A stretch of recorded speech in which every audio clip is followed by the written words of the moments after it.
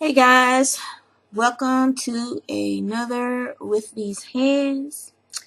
And most of you who watch me know me as Del Quan on YouTube, and She Spins on Ravelry.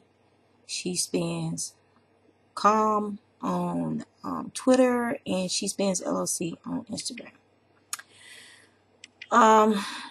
And my website is shespins.com, and the shop is at shop.shespins.com.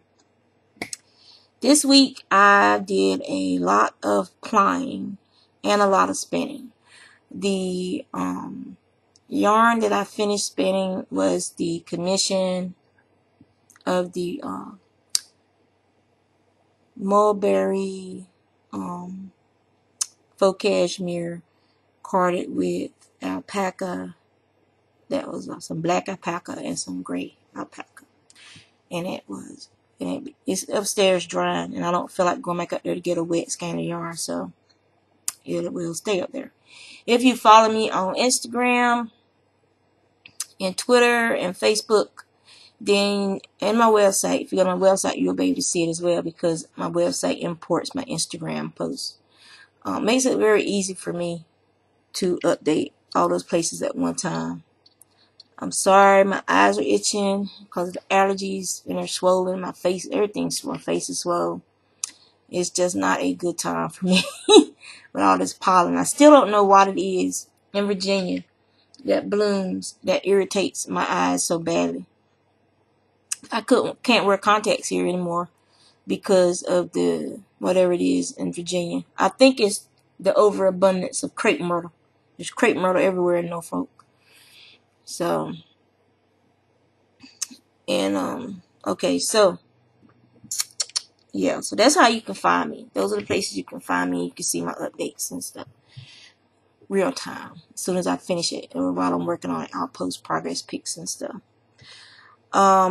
Finished projects. I don't have any finished projects this week. I did yesterday at Yarn for Breakfast in Portsmouth. I did work on Marissa's shawl some more.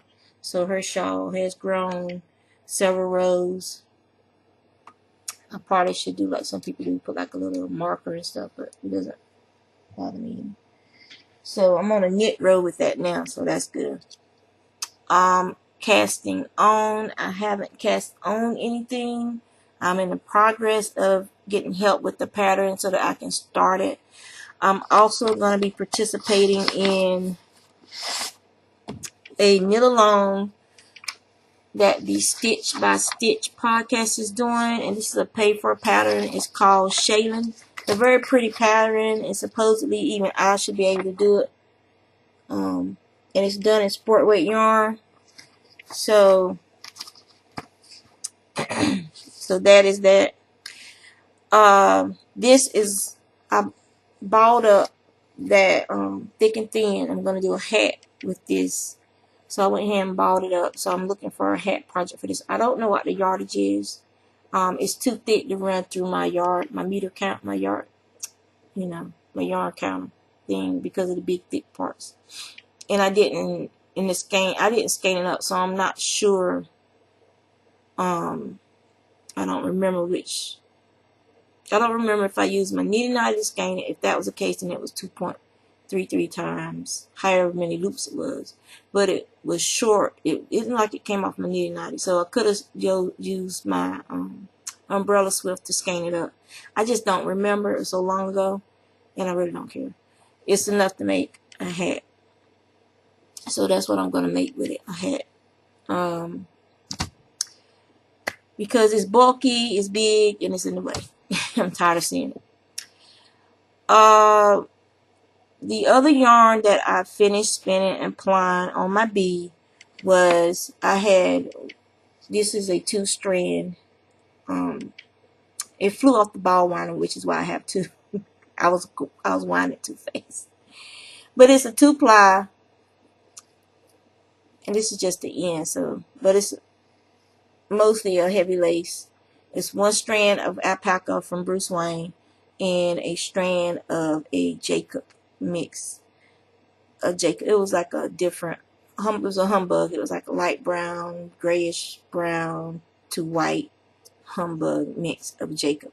So I applied those together to get the most yardage that I could, and I'll be looking for a heavy lace to fingering shawl project to use this on. So that was spinning and plying done. Okay, the other project, you saw the bobbins before, but I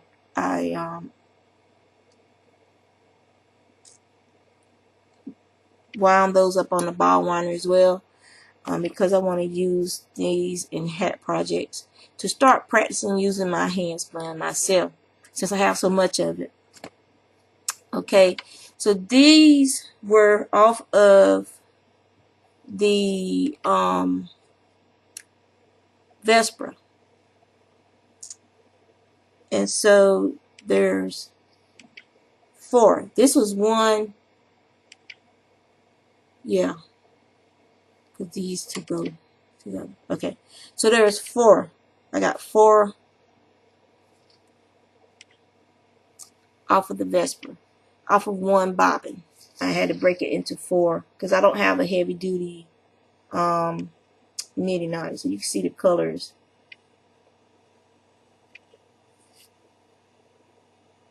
I'm trying to get, because it's weird the way the sun is. I need a curtain in here. So let's see. There it is. So you guys can kind of see the colors, the color range in that. I know it was better when I was upstairs, even though we didn't get the true colors as well. Because I'm not making things difficult, huh? You drag this laptop from the side.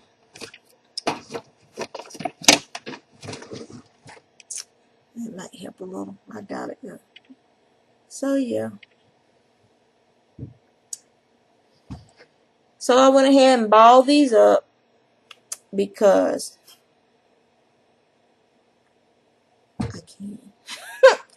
No, I want to make a bunch of hats, and this is going to be striped. It's going to stripe because that's the way I spun it. I don't have a formula for the striping. I simply just grab some of the yarn and add it to what I'm spinning. Some of the fiber and add it to what I'm spinning. I don't, you know, it stripes as it stripes. It's just whatever, you know. There we go. So you guys can see some of the colors in this one. So then the last one is a skein that I spun up, and it's a lace weight, and it fell out of the basket, so I guess it was throwing itself at me when I walked by.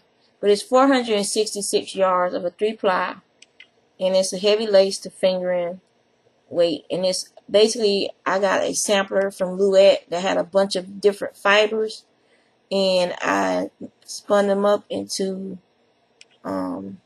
this fiber, and it's got merino silk blend, merino, it has some punta in there, so my yarn in there actually. It's part of the stuff that was up from the bobbin. It has some bamboo, some alpaca. It has a little bit of everything. Some sea silk, I think, is in there. Some soy silk, some milk fiber. A little bit of everything is in there. And so I went ahead and skeined that up. Now this is the last one that I applied off, and this is another this and that skein, and it was too big. I had to break it into 2 bobbins. And this is alpaca and merino blends. The inside one is that merino and bamboo and silk blend, and then you have more merino and alpaca blends. And so that's what these are, because it was too much for one skein. So that is my spinning, my plying, and my plans for some of my hand spun. Sarah Helpworth, you're a godsend. She's helping me figure out a pattern. I don't know. I do well with patterns that are written out, like, you know, step by step. You know, I don't do well with patterns where you have to read the pattern, part of the pattern, and then you have to figure out what to do with the rows. I don't like that. I mean, keep it simple, stupid. But you can make it so that, you know, I don't consider myself an experienced knitter. I consider myself beginner to intermediate. I mean, I've done stuff with simple lace patterns. I've done simple shawls. I've done, you know, different stitches for scarves and hats. You know, lace. I've done lace hats and things like that. But and those patterns were laid out very well, and it was easy for me to read them. But these patterns in this, I know some of y'all have it. In this Noro book, this is my first time using some of these designers' patterns, trying to figure them out. Some of them make sense. They're easy. They're written out the way I'm used to a pattern being written out, and I can do them no problem. The pattern that I want to do is supposed to be very simple and easy. However, the way it's written out is so minimalized that, you know, okay, for example,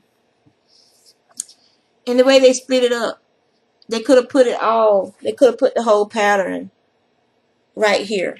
Instead, they split up the pattern. This is actually the top of what you normally see at the top of your patterns. It's on the other page. This is usually after that, and then usually after this part, they'll actually have like row 1, row 2, row 3, row 4, row 5, so that you can do the first repeat with no confusion. Instead, they got it split up. They have this, it's not row 1, row 2, it's like next row, next row. But they also have the explanation for the decreases in this section right here too. So, you know, I'm like, okay, so do I do this part before I do the pattern repeat? Is this part of the pattern repeat? I'm not psychic. This does not make sense to me, and I've tried to work it a couple of times on my own.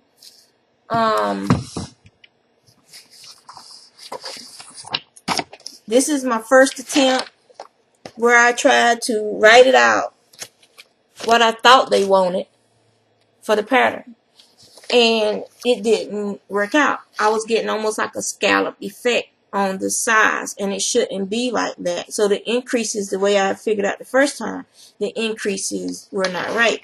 So this is my second time, and you see I even color coded stuff to try and figure it out, and it didn't look right then.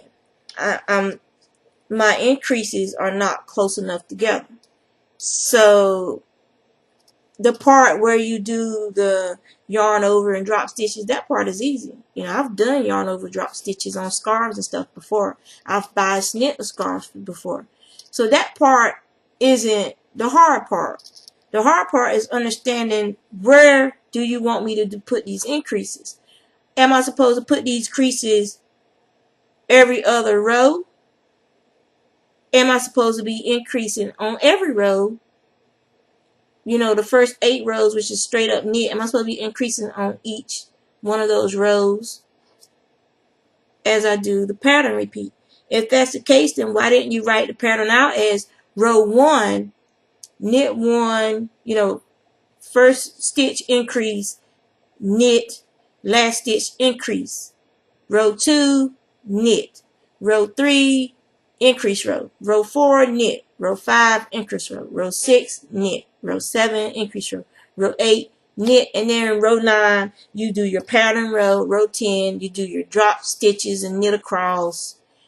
Why didn't you write it like that? That would have made sense if that is indeed what you want. Instead, the way it's written, I have my increases every 3rd row, which is giving me the scalloped edge, the way I interpreted what you wanted. So I have an experienced knitter who's experienced with UK patterns, and I know it's a UK pattern because I looked up the designer, and it's in the terms are European terms. They're using centimeters for most of the measurements. They're using yarn forward, which is what a lot of the UK knitters use for their terminology, is yarn forward over versus yarn over. So yeah, so Sarah Hepworth is helping me figure this pattern out. Thank you very much, Sarah. And then I can get started. Now, the yarn that I chose for my pattern is this DK weight that was gifted to me from my friend Teresa. And it's variegated and it's striping. I did not buy the normal yarn. I'm on a yarn diet. So I have to use stuff from my stash.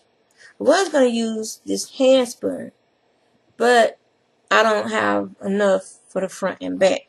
Whereas these variegated balls, and what's cool about these variegated balls is their colors, they all have some of the same colors in them. You can't see the like this inside of this one. See that pink is like this on this ball. So they are like alternating different ways. And I have several of these balls that have all these similar colors. So I have plenty enough to make it's a shirt. It's a box. I mean, I could just go ahead and just knit it as a square, both sides, sew it up to the arms. No problem. But it's bias knit, so the stripes go at an angle, go diagonally. There's other patterns that I could use that are simpler, but I want to do this pattern, you know. So, yeah. So that is the drama that is going on in my crafting life. You know, I understand that you only have so much room to write the pattern out, but the way this one is laid out, you had plenty of room to write that pattern out so that it would be easily understood for even a beginning knitter. Like I said, I don't consider myself to be an intermediate. I'm like a floor away from intermediate, what I would consider intermediate. And so the other yarn that I took out of my stash that I'm thinking about making something with is also a gift from my friend Teresa. And this yarn, as you can see, these are the colors. This is some Halcyon yarn, Limbo Superwash. And I have these colors. So it's like a pastel. Some pastels and not. So I would like light, dark, light for those. And then I have these two greens. And then I have this pale bluish looking color. Then I have this yellow. So I guess with the yellow, you could do the yellow, the light, the yellow, the pale blue, the light green, and do the dark green. Yeah. See, like those look alright together. And then these pinks, you got this, they for gradient. Yeah, these pinks right here. So I have that, and I brought it up here, down here. I brought it downstairs, so I could use it as well. I've been getting a lot of stuff done by being downstairs and away from my main spinning wheel. And even though I did have a spinning commission, and I was 55 yards short of my goal, which was 800 yards. So I got 745 yards. So I was 55 yards short of my goal. So I'm going to have to dye up. I figure it's a finger and heavy fingering, finger into heavy fingering weight. I figure I need to dye up 2 more ounces of the faux cashmere and blend it and make 2 more bats, and then I should have plenty of, she should get extra yardage. So I'll definitely be able to do that. So that's what I'll be doing later on tonight after I figure out this pattern and we go clean the office. As when I come home, I'll probably go ahead and dye that faux cashmere. so that I can, it'll dry. If it stays sunny, it'll dry quickly. And then I can go ahead and, I need to take my Claritin before my allergies start kicking my butt again. Get it carded and spin it up on the March Craft, which that's what I use to spin it up, the rows. And so it was my first time really spinning a whole project on March Craft, and it did very well. I was very happy. And then it didn't irritate my knee at all. So that's my update for this week. Like I said, you can find me on Instagram as Shespins LLC.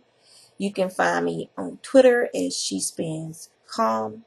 You can find me on Ravelry as Shespins, and of course, I'm here on YouTube as Delquan. My website is shespins.com. My yarn and fiber that I've dyed is located at shop.shespins.com, and I use PayPal for the payments and stuff. That's pretty much all that's going on right now. Hopefully I'll have some progress on the hat pattern that I picked. I have a couple in mind. Also, there's a new podcast that I'm watching. Her podcast is called Stitch by Stitch. It's the same one for the knit along that I'm going to be doing.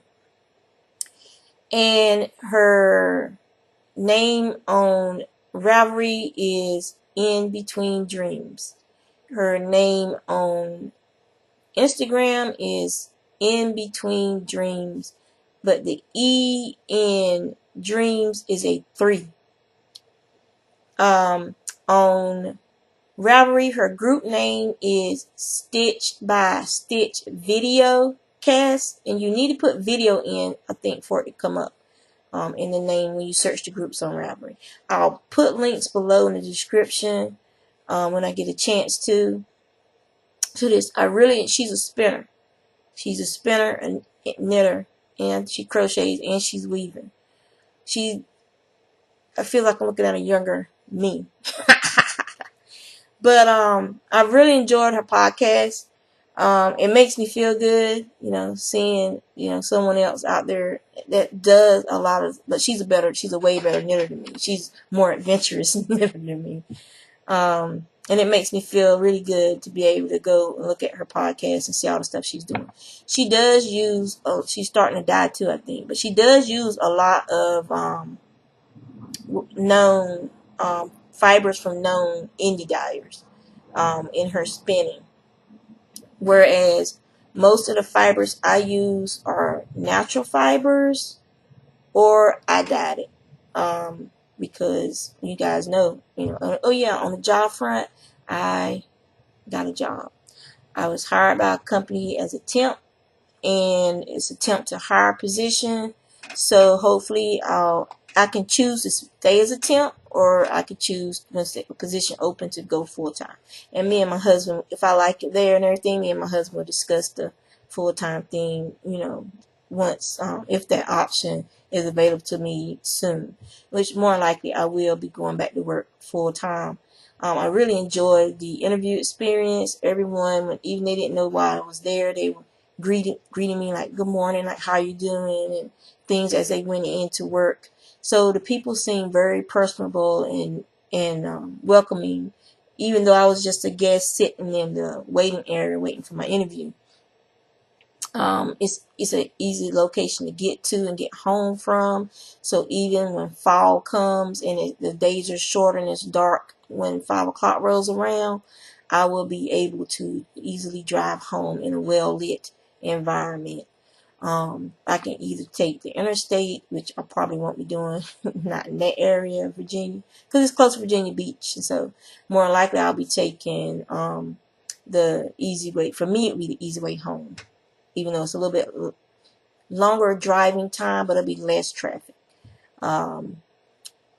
because I won't be on the interstate, which probably won't even be a longer driving time because I won't have to deal with tunnel traffic. I won't have to deal with the tunnel accidents and all that stuff. So it'll probably be actually quicker for me to get home that way than taking 264 home.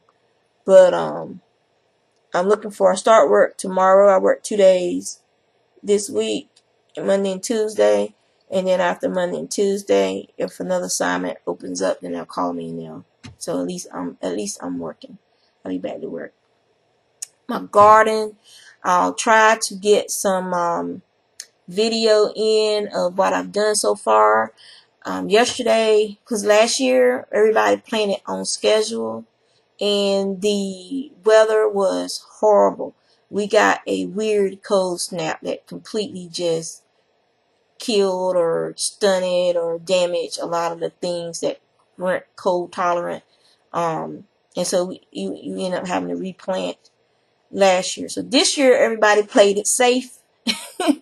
And so I just put my I just planted my seed trays and everything yesterday of what I'm going to be planting.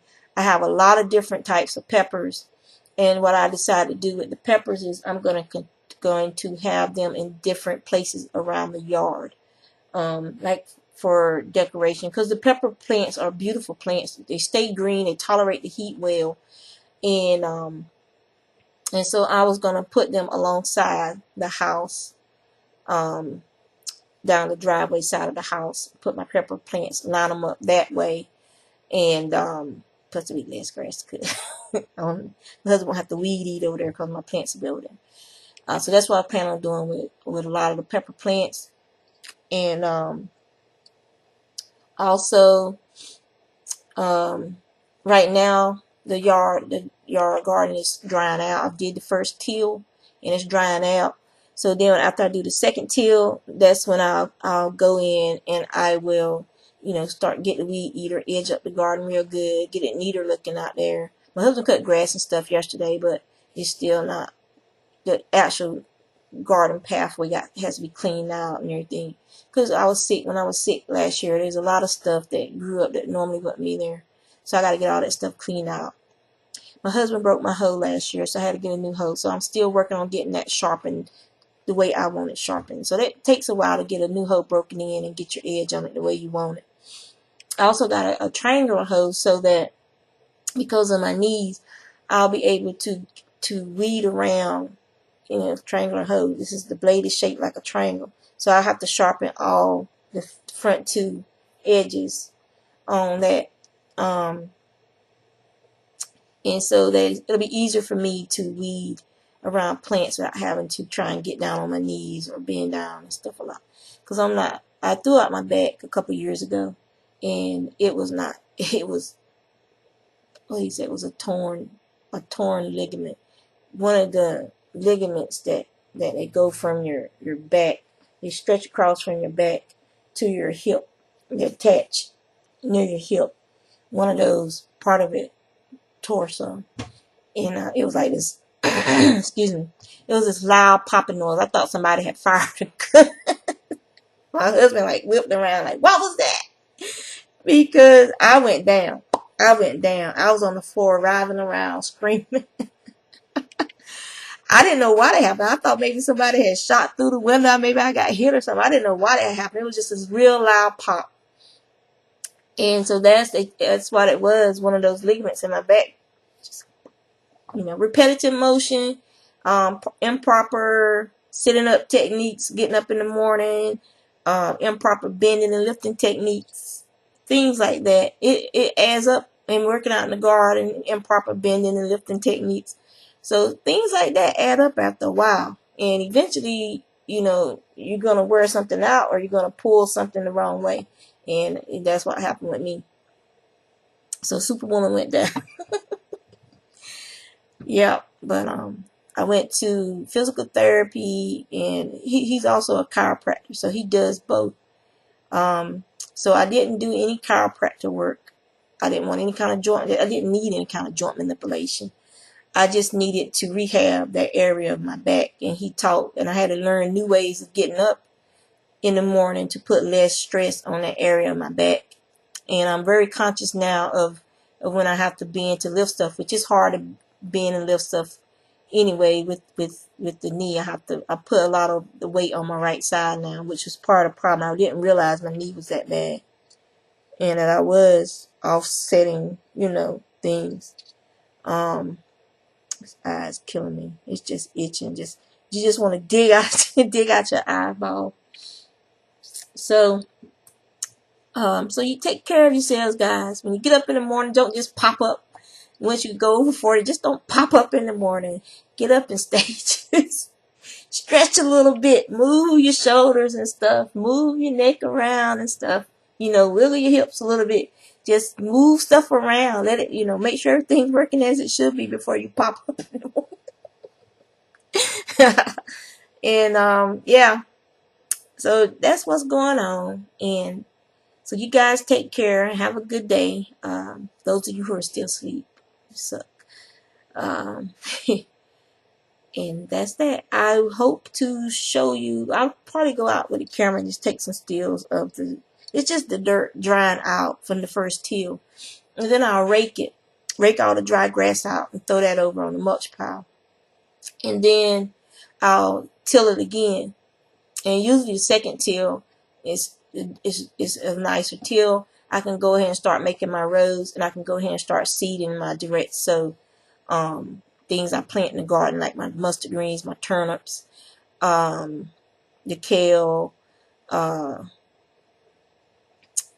things like that. I have to get some seed potatoes. I forgot to get seed potatoes, and I forgot to get seed onions. I do have some bunching onions and stuff that I'll be planting. But I also like, you know, getting the seed onions to plant too.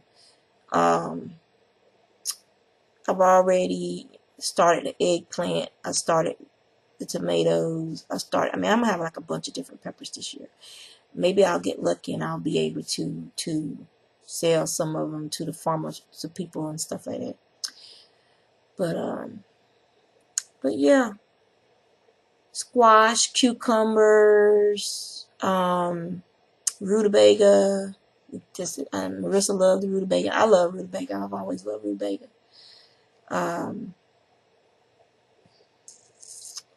Broccoli, peas, the giant llamas. Those are fun, and they're very tender. I was surprised at how tender the giant llamas are. The actual, you know, if you pick them early before the seeds form well, it's almost like a snow pea.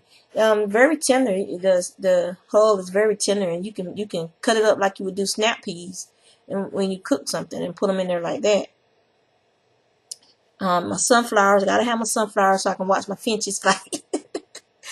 And some lavender, and I gotta get some marigold and zenith seeds to put around the garden, because it really does help cut back on the mosquitoes. When I put the rows of marigolds and zeniths out there. What else? I'm not going to plant any gourds. I'm going to do a couple of squash, but I'm going to container the squash this year. Because the Virginia has those squash borers real bad. So I'm wondering if I put them in a container instead of putting them, you know, letting them grow out on the ground, if I have a better chance of, you know, being able to you know, I'm just not sure how I want to do that this year. If you have any advice and ideas, if you garden in this zone, and please feel free. In North Carolina, we didn't have trouble with squash borers. I'm not sure why here in Virginia the squash borers are so bad. The cabbage butterflies up here are bad too.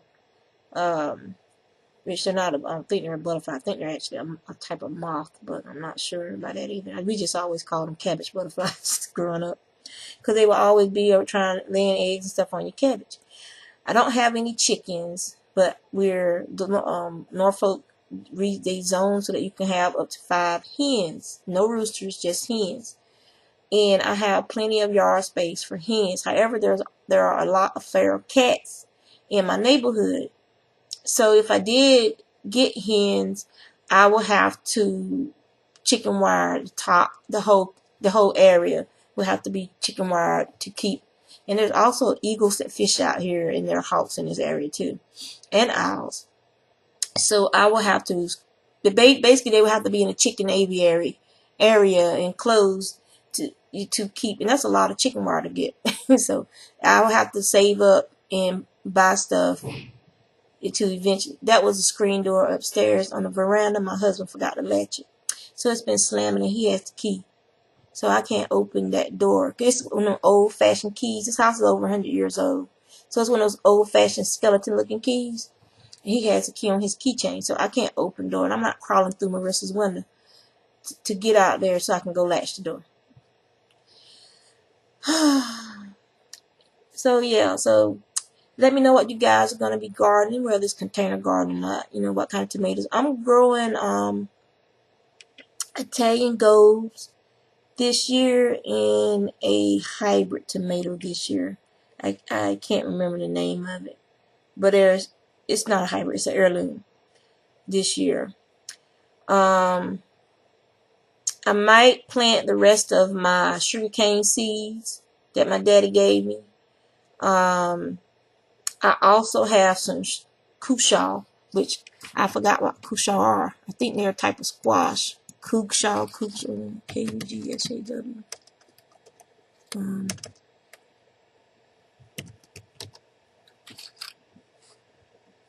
Kushaw. Let's see. I'm telling my daddy spell it the way they spell it. Kushaw. Kushaw squash. Yes, a squash. He spelled it with a K, but it's C-U-S-H-A-W. So he sent me some Kushaw seeds, and they are a squash, and they're green striped. And let me see, how do you cook them? I wonder if I cook them just like I cook.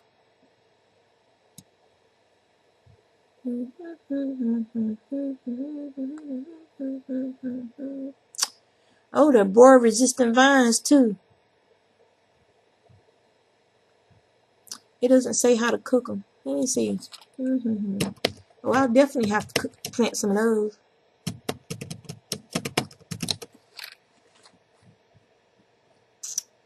Oh, you can roast it. You can roast the seeds too, like pumpkin seeds.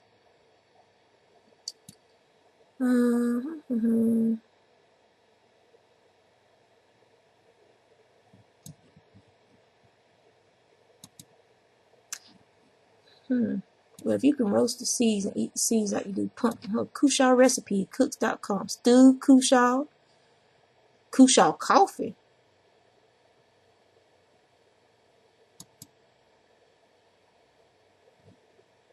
You can make bread with it. So you can do a lot of the same things you do with squash and pumpkins with it. Kushaw pie. Kushaw cream pie. Okay, I'm definitely gonna be cooking some of those now. I mean, not cooking, but I'm growing some of those now. Yeah, he gave these seeds to me when I went home. I think, or did he bring them when he came up here? I don't know. But me and my daddy, we swapped seeds. He's a seed saver. So his watermelon seeds, his cantaloupe seeds, Georgia collards, all those. These seeds are from plants that he always lets one or two of the mustard green plants and one or two of the collard plants. He always lets them go to seed, and then he keeps them from year to year. So technically, they're heirloom seeds, because they're the original to the plant. God knows how long he's had those particular seed strains and everything, because that's what they've always done, is save the seeds, let a plant go to seed and save the seeds from year to year. So let me go out there and plant me some Kushaw seeds in one of my trays. I'll do 3, because I don't know if they're a heavy yield plant, I'm telling you, I can understand why people get pink eye and stuff during high hay fever season. Because I'm telling you, this thing is driving me freaking nuts. Okay. Alright, guys, I'm going to let you go. Go upload this video. Try not to forget to put the links in to the things I talked about. In Between Dreams podcast, her Instagram. Awesome podcast. She's on iTunes as well. So you can look for her on iTunes as well, And that's that. So y'all take care.